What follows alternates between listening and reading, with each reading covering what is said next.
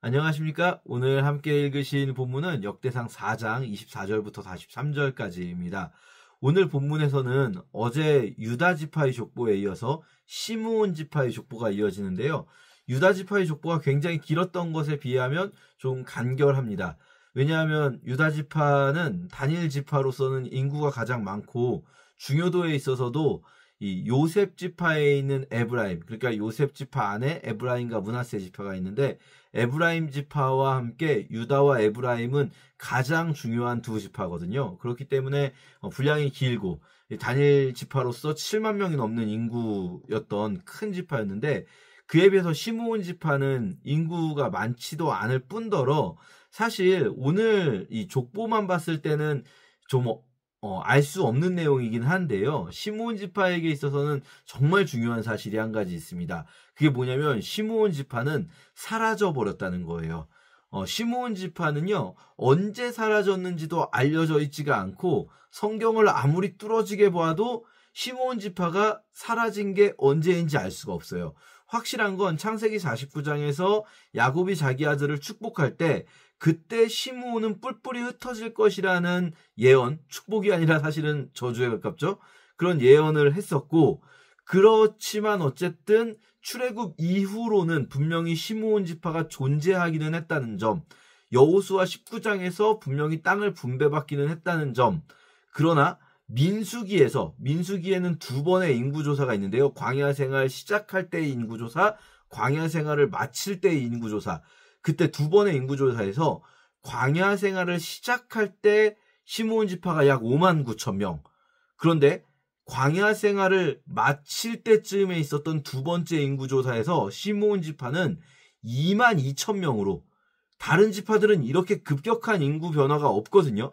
대부분 인구가 비슷하게 유지되거나 조금 늘거나 조금 줄거나 그러는데 시므온 지파는 이 광야 생활 40년 사이에 5만 9천 명에서 2만 2천 명으로 엄청난 인구 감소를 보이고 급기야 어느 순간인가 여호수아서까지만 해서도 있었던 그 시므온 지파가 어느 순간인가 역사 속에서 완전히 사라집니다. 그리고 오늘 우리가 보고 있는 이 역대상의 족보의 시므온 지파는요, 이미 시므온 지파가 사라진 이후에 시므온의 족보를 기록했다라고 보는 게 자연스럽습니다. 그러니까 시므온 지파가 사라졌다라는 걸 전제로 이미 그걸 알고 있는 사람에게 이 글이 주어진 이 성경이기 때문에 포로기 이후에 역대상이 쓰여졌으니까요. 이걸 전제로 오늘 본문을 이렇게 읽어보면 어떤 생각이 나는가? 시므온 지파는 역설적으로 사라진 지파다. 그러면 우리가 생각할 때는 자기 땅을 갖지 못하고 흩어져 버린 거거든요. 그러면은 뭔가 땅에 연연하지 않았나 보지. 적당히 다른 지파들 사이에 섞여 살다가 혈통이 흐려져서 사라졌나 보지, 이런 생각을 할 수 있는데 오늘 족보에는요, 그들은 양떼를 먹일 목장을 찾아서 여기저기 찾아다니고, 그리고 34절에 양떼를 먹일 목장을 찾아서라고 나오고요. 또 40절에 좋은 목장을 발견하였는데 라고 나오고요.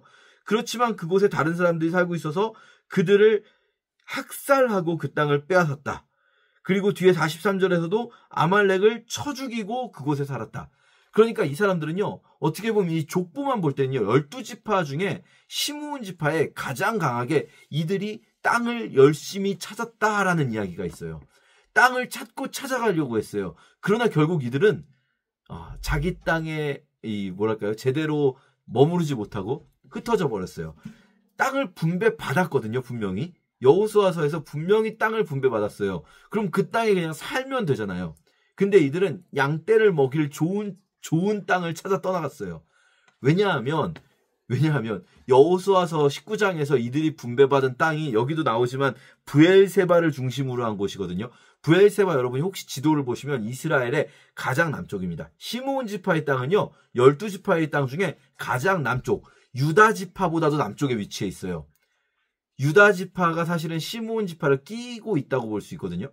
그러면 시므온 지파의 문제는 뭐였겠습니까? 광야라는 거예요. 이 남쪽은 유다도 시므온도 전부 광야에 있는 지파들이거든요. 근데 유다는 그 광야를 분배받고 광야에 살았고요.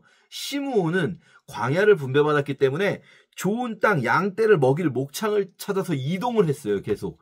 그리고 유다는 광야에 살면서 이스라엘의 역사의 주인공이 됐고요. 결국은 다윗 왕으로부터 예수 그리스도까지 이스라엘 역사의 주인공이 되어서 이스라엘이 처음엔 12지파의 연합체였는데 나중에는 유다인이라고 불리게 될 정도로 유다만 결국엔 마지막에 거의 남는 거나 마찬가지인 이스라엘 역사가 된 데 반해서 시므온 지파는 사라져버립니다. 역사 속에서.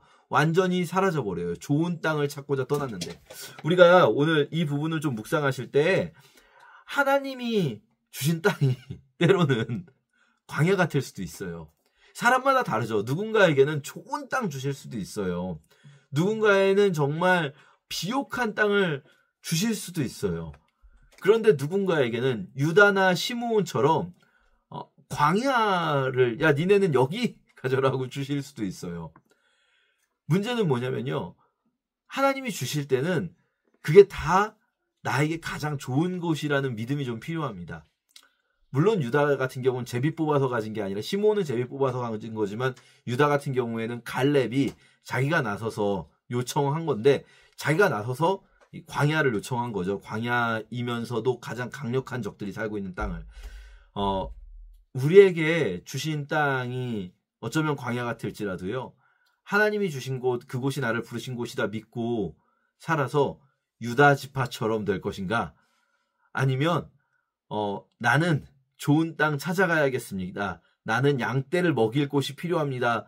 떠나서 시므온 지파처럼 사라질 것인가?